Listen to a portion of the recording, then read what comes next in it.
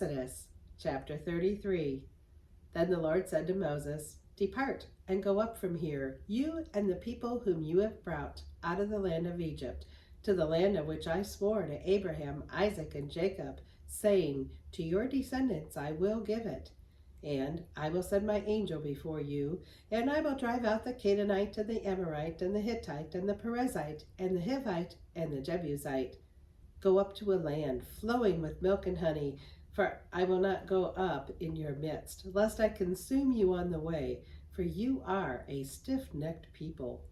And when the people heard this bad news, they mourned, and no one put on his ornaments.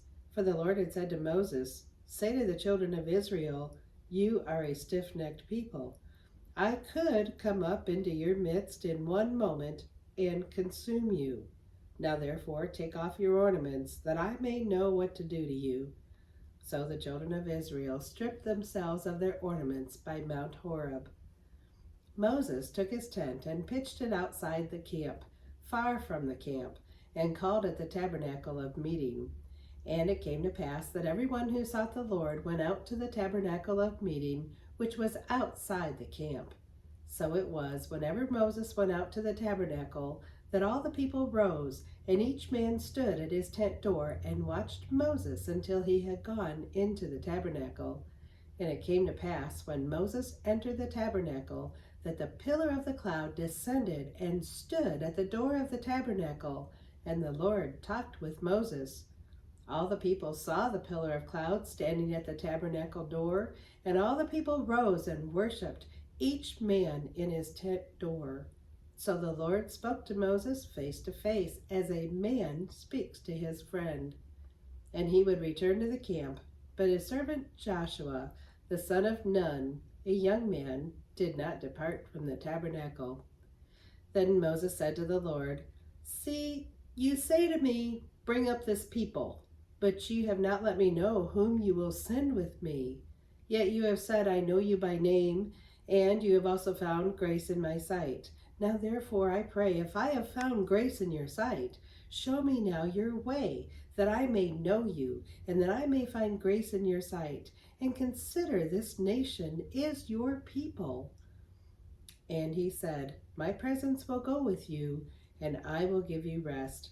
Then he said to him, "If your presence does not go with us, do not bring us up from here. For how then will it be known that your people and I have found grace in your sight, except you go with us? So we shall be separate, your people and I, from all the people who are on the face of the earth." So the Lord said to Moses, "I will also do this thing that you have spoken, for you have found grace in my sight, and I know you by name." And he said, "Please show me your glory." Then he said, "I will make all my goodness pass before you, and I will proclaim the name of the Lord before you. I will be gracious to whom I will be gracious, and I will have compassion on whom I will have compassion." But he said, "You cannot see my face, for no man shall see me and live." And the Lord said, "Here is a place by me, and you shall stand on the rock. So it shall be, while my glory passes by, that I will put you in the cleft of the rock, and will cover you with my hand while I pass by. Then I will take away my hand, and you shall see my back, but my face shall not be seen." God, thank you for the book of Exodus.